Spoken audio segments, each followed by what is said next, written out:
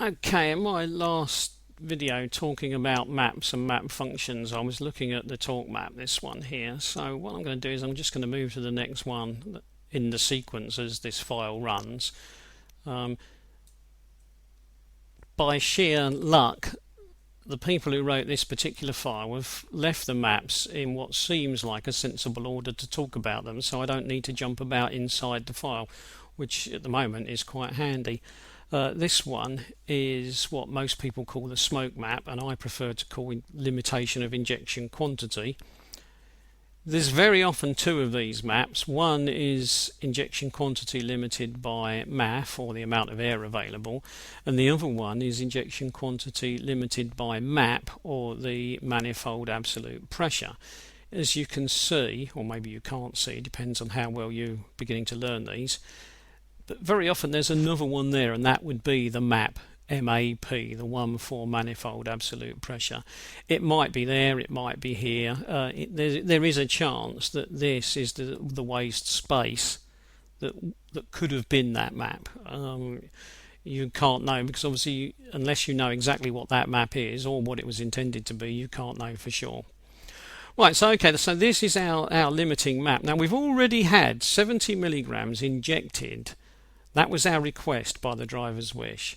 We just saw it was injected. If you looked at the last video, it was restricted to 52 milligrams by the talk map. So 70 has already become 52. So whether you like it or not, that's what it's become. So let's have a look at this one then. So we'll open it. It's popped open in 2D view.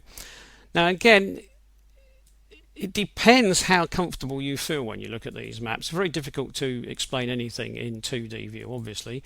In 3D view, it's not too bad explaining what's going on, but it does mean that I can't point out the values very easily. I'm not 100% sure whether that matters or not. I'll stick with 3D view for a minute, and if we decide, or I decide, that that's not helpful, I'll go back to the text view. Okay, now what we've got is we've got engine speed and airflow, and then up here we've got injection quantity. So the output is injection quantity. So let's have a look at what the maximum it will let me have is. Oh, well, it's not too bad, is it? Look, what we've got here is it's letting me have 58, 57.85, 58 roughly, 50. So I'm getting somewhere around about 55, 56, 57, 58. So that's not too bad. And as I come down this way, and again, I'm going to ignore engine speed over here. I'm just going to worry about mass airflow. As I come down and the engine gets less and less air, then I can inject less fuel. So it's all making perfect sense in that sense, isn't it? If I want to inject, I'll stop at that point. Let's see if I get that one. That one's showing me 21.3. So it's injecting 21.3 milligrams, and it's telling me that I want 400 milligrams of mass airflow. Now, we've had a look at that. I think I would prefer to explain this on the text one. It's a little bit easier because the numbers are right there in front of us. And I think I'm going to ignore the revs per minute. I think I'm just going to talk us through what's going on here. Now, okay, so there's the airflow. We've got a maximum of 1050.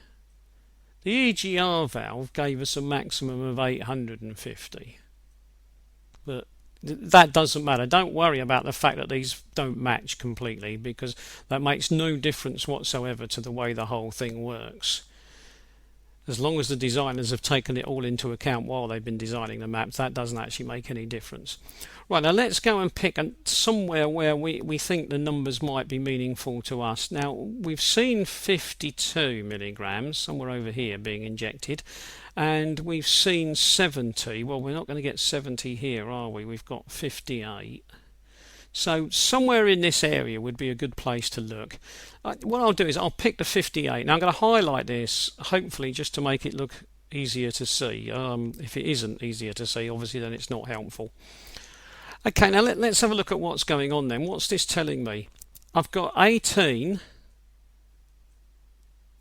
that's 18 milligrams of fuel, and up here I've got 300.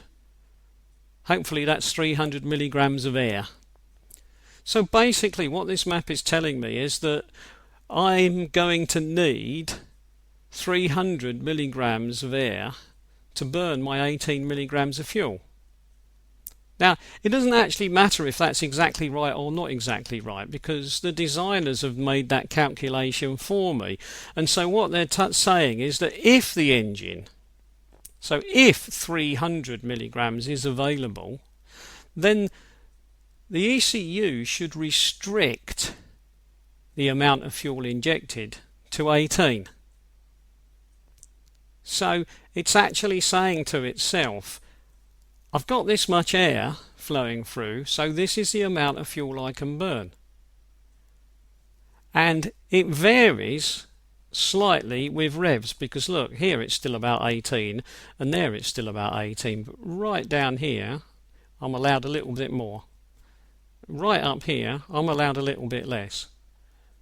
But I'm not going to worry too much about that, because the same system applies more or less at all revs. So I'm just going to talk about one rev at the moment. So okay, so if I then try to speed the engine up, well, when I do manage to inject a little bit more fuel, that will give me a few more revs, and when I've got a few more revs, I will then get a little bit more air. So I've got a few more revs, so I'm now getting a bit more air, so 350, so now I can inject 19.4. So can you see where we're going with this? So by the time we get up here, and I've got enough revs to comfortably get 850, or maybe a little bit more, but let's pick 850. Once I get up here, I can now inject 44.6 milligrams per stroke of fuel. Now you can see where this 58 might not be 58, because we've seen already that the torque map was restricting to 52, and of course it's just possible that this is as well, isn't it? Because there it's 49.9, but if it's about here that the airflow peters out, if I can't get much more air than this through the mass airflow meter, then I won't get much more than this injected. So if I can't get 1050 through, then I won't be able to inject 58 milligrams per stroke. And so here we are limiting IQ, and the limiting factor is the mass airflow. If I don't have more air, I can't have more fuel. And again, that helps protect the engine, the turbo, the gearbox, the clutch and everything else, and the environment, and more importantly these days the environment, because otherwise we're just going to either pour out unburnt fuel, so we're going to get lots of white smoke, or more likely we will probably get lots of black smoke because we will have incomplete burning of the fuel. And so what this map does is in effect limit the amount of black smoke that comes out of the exhaust, and that's why most people call it the smoke map, because what you're doing is you're limiting the amount of smoke that comes out the back of the engine. Now, just as an aside, it's worth mentioning at the moment about where these figures come from. Somewhere around about 450 to 500, that's the amount of air that a 2 litre engine or a 1.9 litre engine will be pulling into the cylinders each time it turns over. Because remember, you are creating a sort of suction effect and sucking in a cylinder's worth of air, and a cylinder's worth of air is about 500. So when we get up here and we're nearer 850, 900, 1000, when we get to this area, the reason that we've got to that area is very simple. It's roughly 2 times 450 or 2 times 500. In other words, this is a turbocharger which is giving us roughly twice air pressure. So that's what's happening up here. So when these figures change from about 450 and go up towards 1000, these are the turbocharger. If your turbocharger stops working, you will be stuck in this area. It's quite possible, though, you will carry on trying to inject larger values of fuel, at least until the ECU manages to find a way of stopping you, and you will get lots of black smoke pouring out the back of the car and very little power. The turbocharger isn't working. So that's what this map is all about. It's got a little bit of turbocharger built in the sense that these values only exist if the turbocharger is running. Okay, I'll just get rid of that because it drives me nuts. I will just click on that to get rid of it, and I'll stop there.